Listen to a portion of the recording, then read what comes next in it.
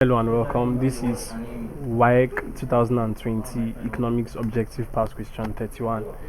Import substitution as a strategy of industrialization is the A. Replacement of locally produced goods with imported ones. B. Development of local firms to produce local goods that are imported. C. Establishment of firms to process imported raw materials. D. Act of using local inputs to produce goods for export. Now, substitution import substitution is a strategy that involves deliberate attempts by the government aimed at encouraging the growth of industries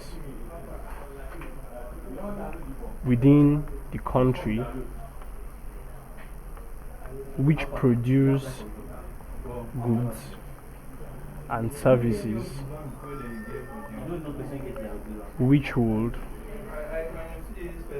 otherwise have been imported. So the strategy involves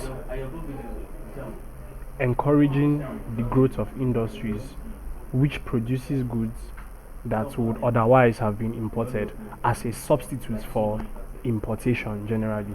Now, amongst the options we have examined, option B says development of local firms to produce local goods that are imported.